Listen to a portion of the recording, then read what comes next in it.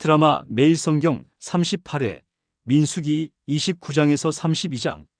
거룩한 예배와 약속의 책임. 민수기 29장, 거룩한 절기와 제사의 규례.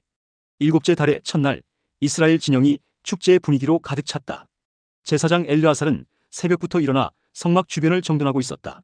오늘은 나팔을 울려 백성들을 모으는 성회의 날이자 여호와께 화제를 드리는 특별한 날이었다. 아버지, 오늘 드릴 제물들을 준비했습니다. 엘르아살의 아들이 다가와 말했다.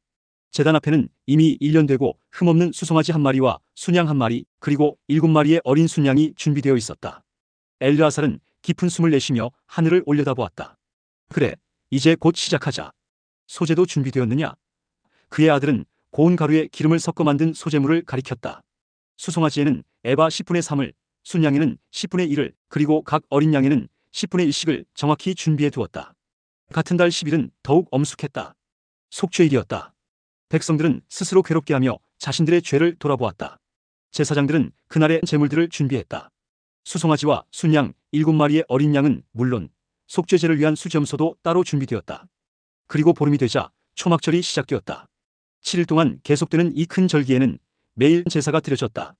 첫날에는 수송아지 13마리, 순양 2마리, 1년 된 순양 14마리가 필요했다. 모든 제물은 흠이 없어야 했다.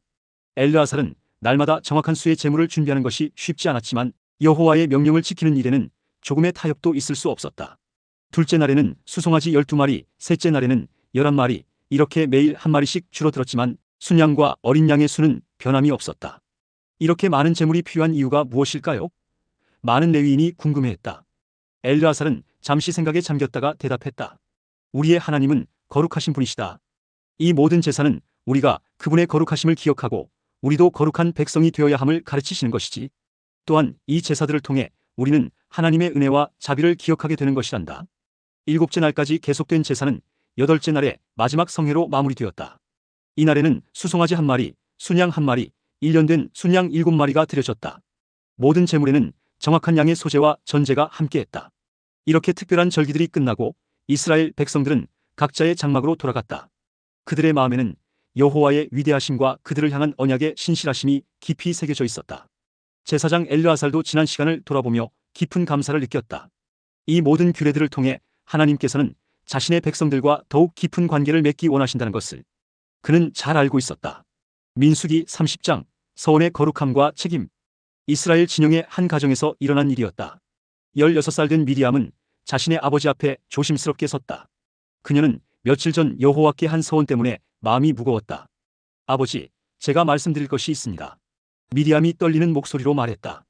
아버지 나단은 딸을 바라보며 고개를 끄덕였다. 무슨 일이냐, 내 딸아? 제가 지난주에 여호와께 서원을 했습니다. 제 친구 한나가 중병에 걸렸을 때 만약 그녀가 나으면 제가 가진 가장 좋은 옷을 가난한 과부에게 드리겠다고 약속했어요. 나단은 잠시 침묵했다. 그는 모세를 통해 주신 여호와의 율법을 기억했다. 여자가 한 서원은 그 아버지나 남편이 들은 날에 거절할 수 있었다. 하지만 한번 허락한 후에는 취소할 수 없었다. 내가 그런 서원을 했구나. 나단이 천천히 말했다. 한나는 어떻게 되었느냐? 어제 열이 내리고 기운을 차리기 시작했어요. 미리암의 눈에 기쁨이 어렸다. 나단은 딸의 서원을 깊이 생각했다. 그것은 순수한 마음에서 나온 것이었다. 내 서원을 지키거라. 그가 마침내 말했다. 여호와께 한 약속은 반드시 지켜야 한다. 이 일은 이스라엘 진영에 큰 교훈이 되었다. 모세는 각 지파의 족장들을 모아 여호와께서 주신 서원에 관한 규례를 다시 한번 자세히 설명했다. 들으십시오. 이것이 여호와께서 명하신 것입니다. 모세가 말했다. 남자가 여호와께 서원하거나 마음을 제어하기로 맹세하면 그 말을 어기지 말고 그가 입으로 말한 대로 다 행해야 합니다. 모세는 계속해서 설명했다. 아직 어려서 아버지의 집에 있는 여자나 남편이 있는 여자의 서원에 대한 규례였다. 그들의 서원은 아버지나 남편이 들은 날에 무효로 할 수 있었지만 한번 허락된 것은 반드시 지켜야 했다. 만약 과부나 이혼한 여자라면 모세가 덧붙였다. 그 입으로 서원한 것이나 스스로 제어하기로 한 모든 것이 견고할 것입니다. 이 말을 들은 족장들은 깊이 고개를 끄덕였다. 서원의 중요성을 다시 한번 깨닫는 순간이었다.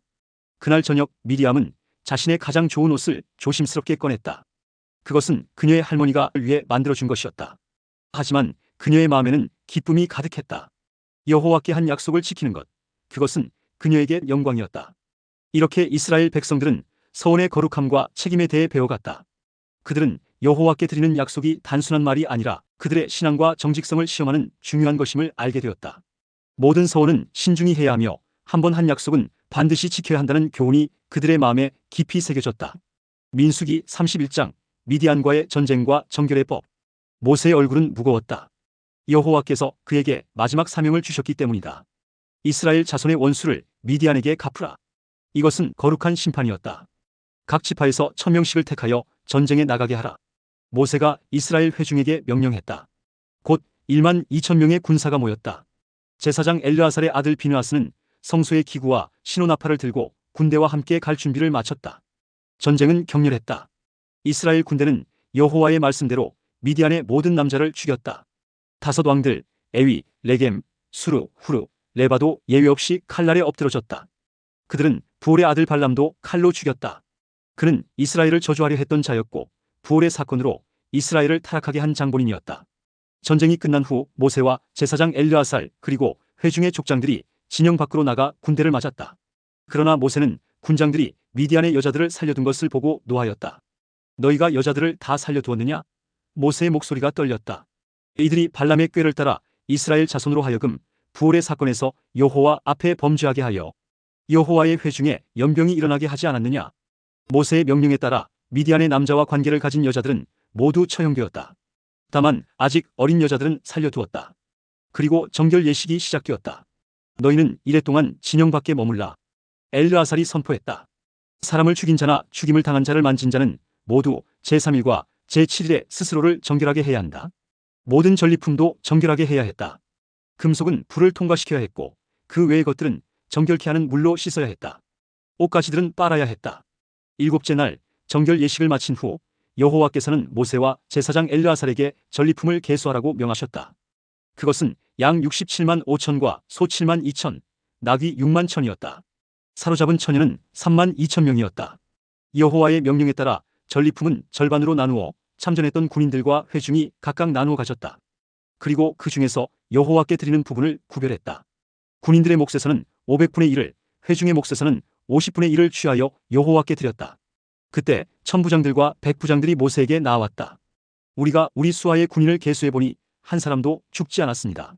그들은 감격에 찬 목소리로 말했다. 이는 여호와의 놀라운 보호하심이었다. 군장들은 감사의 마음으로 각자 얻은 금, 폐물을 여호와께 예물로 드렸다. 그 무게가 1만 6,750세겔이나 되었다. 이것은 여호와 앞에서 그들의 생명을 속하기 위한 기념물이 되었다. 민수기 32장 요단 동편 정착과 약속의 책임. 르우벤 자손과 갓 자손의 가축은 매우 많았다. 그들은 야셀 땅과 길앗 땅이 가축을 기르기에 좋은 곳임을 보았다. 이곳은 요단강 동편 이스라엘이 정복한 땅이었다. 이 땅을 우리에게 주십시오. 그들이 모세와 제사장 엘르아살 그리고 회중의 족장들 앞에 나와 말했다. 우리가 이곳에 정착하게 해주십시오. 모세의 눈빛이 날카로워졌다. 너희 형제들은 건너가서 싸우는데 너희만 여기 앉아 있으려느냐? 그의 목소리에는 분노가 스며 있었다. 너희가 이스라엘 자손에 낙심하게 하려느냐? 모세는 40년 전 가데스 바네아에서 정탐꾼들이 백성의 마음을 낙심시켰던 일을 회상했다. 보라, 너희 조상들이 그러하여 여호와께서 진노하사 우리를 40년 동안 광야에서 방황하게 하지 않았느냐? 르우벤과 갓 자손들은 급히 설명했다. 우리는 먼저 우리 가축을 위한 우리와 처자를 위한 성읍을 건축한 후 무장하고 이스라엘 자손을 그들의 기업으로 인도할 때까지 돌아오지 않을 것입니다. 모세는 잠시 그들의 제안을 깊이 생각했다. 마침내 그가 입을 열었다. 만일 너희가 무장하고 여호와 앞에서 요단을 건너가서 여호와께서 그의 모든 원수를 쫓아내실 때까지 싸운다면 이 땅이 여호와 앞에서 너희의 기업이 될 것이다. 그러나 모세는 엄중한 경고도 잊지 않았다. 만일 너희가 그리하지 아니하면 너희는 여호와 앞에 범죄하는 것이니 너희 죄가 반드시 너희를 찾아낼 줄 알라. 르우벤 자손과 갓 자손 그리고 나중에 합류한 므낫세 반 지파는 엄숙히 약속했다. 당신의 종들은 우리 주께서 명령하신 대로 행할 것입니다. 우리의 처자와 가축과 짐승은 이곳 길앗 성읍들에 두고 우리는 무장하고 여호와 앞에서 건너가 싸우겠습니다. 그들은 즉시 일을 시작했다. 디본, 아다롯, 아로엘 등의 성읍들을 건축하고 견고하게 했다. 그들의 가족들이 미디안인들의 공격으로부터 안전하게 거할 수 있도록 했다.